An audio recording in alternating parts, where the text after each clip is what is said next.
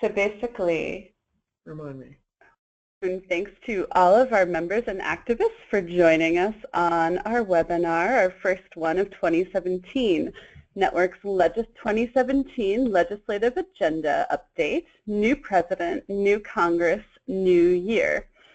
And today we have, of course, Sister Simone Campbell, our Executive Director, and then Laura Peralta Schulte, our Senior Government Relations Advocate, and myself, Meg Olson, Network's Grassroots Organizer. So just to do a little housekeeping, we will have live tweeting throughout the webinar. And if you want to join in, if you have a Twitter account, the hashtag for this webinar is Network Webinar, and our Twitter handle is Network Lobby.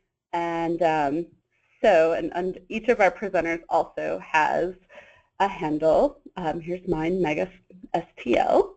And we have Sister Simone, so at Sister_Simone. Who's trying to get more Twitter followers. Yes. And on the bus, Laura. So feel free to tweet out what we are saying as we go along. In case you have, just as a reminder, we will be answering questions towards the end of this webinar, but you're welcome to type in questions throughout. You do have a chat window that looks like this, and you can type in your question. And Kat here from our Grassroots Mobilization team will be writing down the questions and giving them to Simone or Laura or me or whoever you have written the question for. So, and once again, you can do this process throughout, and we will have about 15 minutes at the end. So just to do an overview, today Sister Simone will begin with Mending the Gaps in 2017 and talking about what that looks like as a member of Network and as Network staff. And then she will be giving us an overview of right now what is happening with healthcare. And then I'll be handing it over to Laura to talk about access to citizenship, immigration. And then I will be reminding you about some of our advocacy tools on our website and to give you instructions for 2 important action steps you can take in the this week and in the upcoming month. So I will hand it over to Simone, who, before she talks about access to healthcare, is going to give us our overview of Mending the Gaps. Oh, thanks, Meg. I'm sure many of you are like us here at Network, a little dazed, a little worried, a little agitated by the incoming Congress and the incoming administration. And one of the things that I realize is we've worked so hard here to define our 7 Mend the Gap issues to bridge the income and wealth divide in our nation, that we know that our work is for the sake of those who are left out, for the ones Pope Francis talks most often about, those who were left at the margins of our society. But what I've also realized is that at this time, we can't do business as usual. This is not politics as usual. Here in Washington, D.C., we're getting ready for the inauguration, and usually you can predict that, okay, it's a change in party, a change in administration. But I have to say there's nothing predictable about either the change in party, the change in administration, or what's happening on Capitol Hill. So as I was pondering that, I came to the firm conviction that if we're going to be effective, if we're going to make change, if we in fact are going to do anything to mend the gaps in income and wealth disparity in our nation, we really need to come at it from a new place. And for me, what that means is taking the time to do the hard work of the contemplative journey, of meditation, of listening to what I call as the wee small voice inside. Because it's only the wee small voice inside where the new will bubble up. we have to be willing to let go of a bit of control. I hate that usually. I like being in control. I like organizing things. I like making things happen.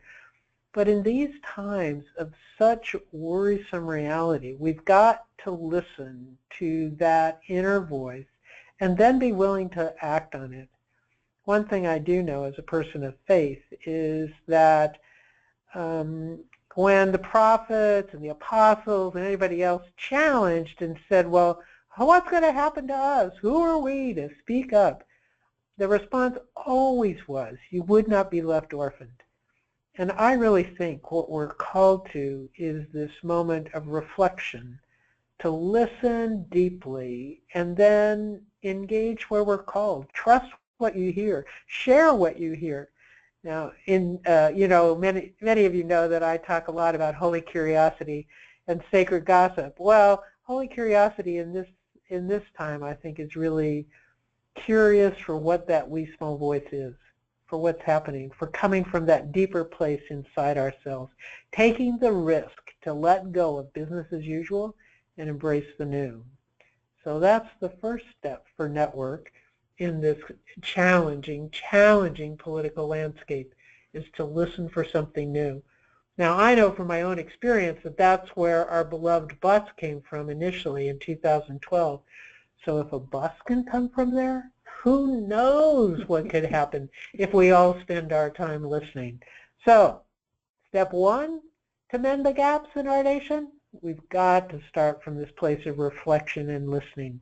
And then share what you hear. Let us know what you hear. Give us your ideas. Pass it on. Don't be strangers. We all need to work on this together. All right. Committed in now for the challenge to access to health care in 2017. Who would have thunk it? Here we were 7 years ago fighting like mad to get health care coverage expanded in our nation. We get the Affordable Care Act. We've implemented the Affordable Care Act. We've worked hard on the Affordable Care Act. And depending upon who you hear or how you count the numbers, either 20 million or 30 million people have health care today that wouldn't have had it before. Now what's happening on Capitol Hill? Because of politics? Politics? It's the effort of the Republican Party to, quote, repeal the Affordable Care Act, all because of political machinations. Now, what we want to do is to give you a summary of what's going on. Okay, Congress is all about repealing the, well, not all about. The Republican leadership in Congress is about repealing the Affordable Care Act, doing it fast, getting it done, and then they're going to give us a replacement which they're not talking about. Now, one thing you have to be really conscious of when you listen to especially the leadership on Congress talk is that often they're going to talk about access to health insurance as opposed to coverage by health insurance. One of the things Congress is doing is talking about access, just meaning, oh, you could buy health insurance. And so one of the ways they're talking about access is to have a health savings account, which means that you could save up some money and buy health insurance. That would fill their definition of access. Now, the only problem is more than half of the households in our nation have no savings because they need every dime they've got to live. So it is it's really would be a policy with a word, but not reality. And we at Network have to be really clear that we want the reality of healthcare coverage, the healthcare insurance, not this ephemeral thing like you two have access. Okay, so you get Congress on one side, and then you get President Trump on the other. Now, President Trump is probably, or President-elect still, can I add, thank heavens, Trump is probably the most unpredictable because he's done everything from saying that, oh, yeah, repeal Obamacare, great idea, great idea. And then apparently he told President Obama he'd really like to make Obamacare better. That's what he's really about. And then he's made comments about, oh, everybody should have health care. and nobody's going to lose their coverage, and it's going to be better and cheaper, and we're going to cut taxes. Now, I'll tell you the reality is you can't do all three of those. And I don't know which ones President-elect Trump really wants. And then you get us, the people. Now, we are probably the most important angle in this triangle because it's up to us to share the stories, tell the truth about what's going on in the Affordable Care Act, apart from just the political posturing of both Congress and President-elect. So we the people, what do we know? We know that 30 million people who could lose health insurance if the ACA is repealed without an appropriate replacement. I mean, that's wrong in the richest nation on earth. There's no need for it either. The fact is the Affordable Care Act is working. Get that? The Affordable Care Act is working, and people are doing better because of it. Yes, some premiums have gone up. Well, the irony is people forget back in 2008, 2009, premiums were going up at a dramatic rate. Here at Network, we were having a hard time paying health care for our employees because the increase every year was so dramatic. It's gone up a little bit since then, but we had 2 years where it didn't go up at all. So the Affordable Care Act has made a huge difference for small employers like us, for ordinary people on the exchanges. Now, what we need to also remember is that since President-elect Trump now is promising that the ACA must be the Affordable Care Act, Obamacare. Let me just add this. There was this article in the paper recently where people were saying, oh, they liked the Affordable Care Act. They wanted to keep that. It was Obamacare they wanted to repeal. I mean, it's just ridiculous. Anyway, the Affordable Care Act repeal, President-elect Trump says, must be handled simultaneously with creating a replacement. And he says there should be no cuts to Medicare and Medicaid. Many of us think that really what this repeal is about is the effort of the Republican leadership to try to block grant Medicaid and privatize Medicare. We have to say no to both and say no dramatically. Speaker Ryan's agenda and Congress are very different from the President-elect, what the President-elect has said, because it is their agenda to do this block granting, their agenda to cut the Obamacare, their agenda really to hurt our people. Why? And you probably wonder why. They want to give tax breaks to the folks at the top. And they want to give tax breaks to those folks who already have the most income, because Speaker Ryan persists in believing that they are the, quote, job creators. No, they are the people who have benefited most by the work of hardworking people, and those at the top have refused to share the profits. So we have a challenging way forward because we've got to make sure President-elect Trump sticks to his promise, and we've got to change Speaker Ryan and Congress's direction.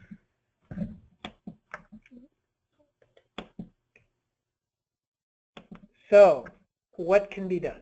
Well, what's happening is the Affordable Care Act is currently in Congress in what's called a budget resolution. Now, this has passed both houses at this point.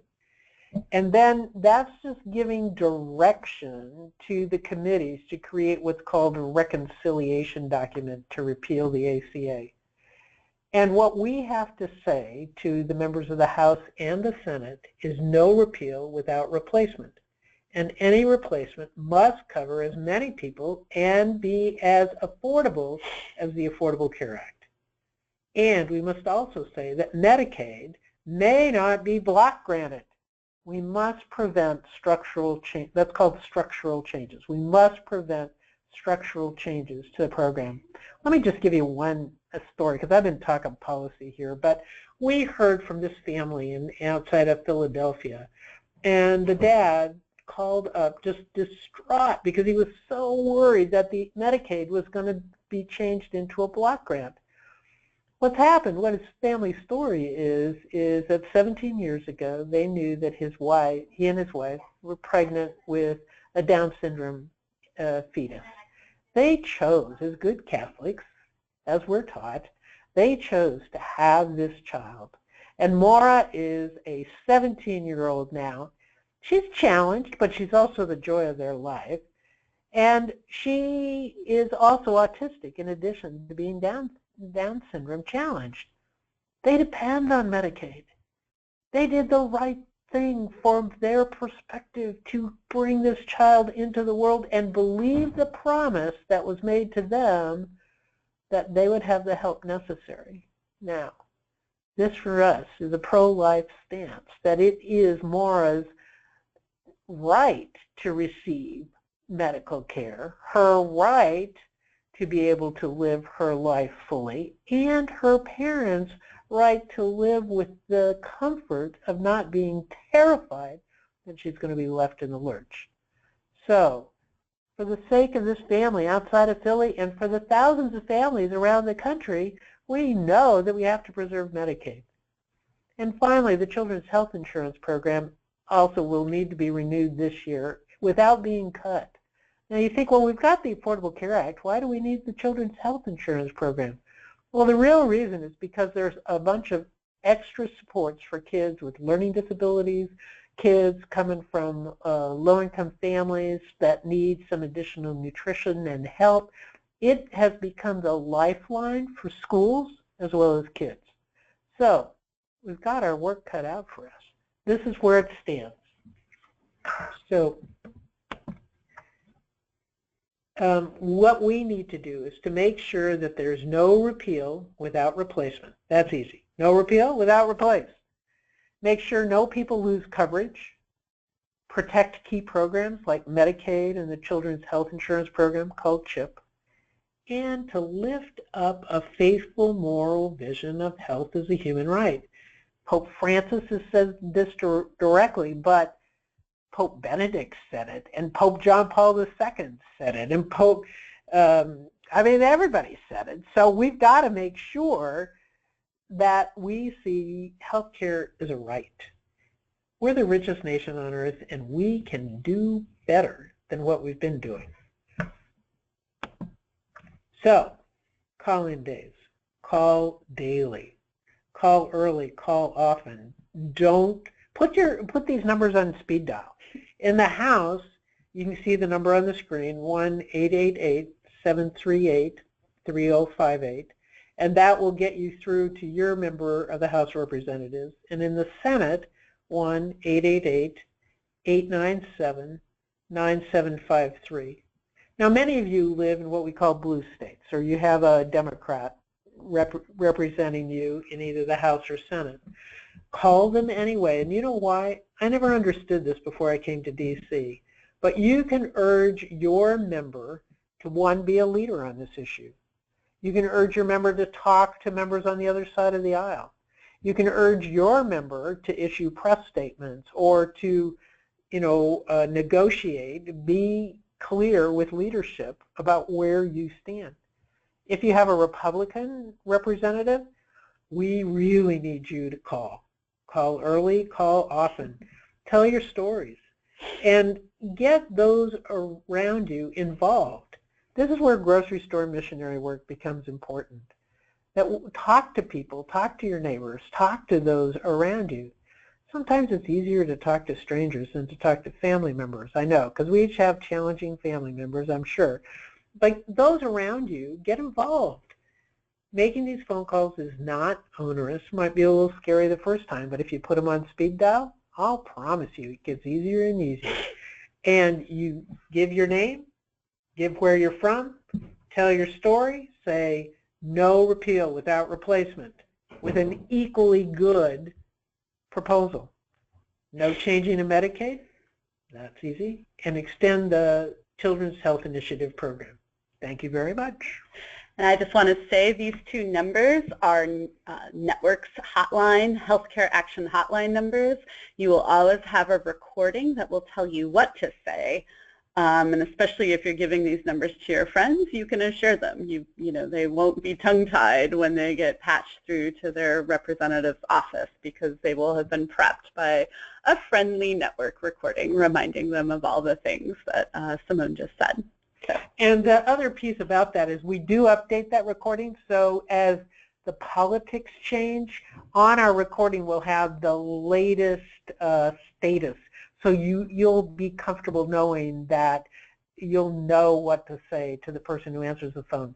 Also, don't worry that the senator or member of the House is going to answer the phone, because it's going to be some staff in their office, and it's easy for them to take your message, but we need you to give the message. Got it? Great. Great. Well, thanks, Sister Simone. Now I'm going to hand it over to Laura Peralta Schulte to talk about access to citizenship.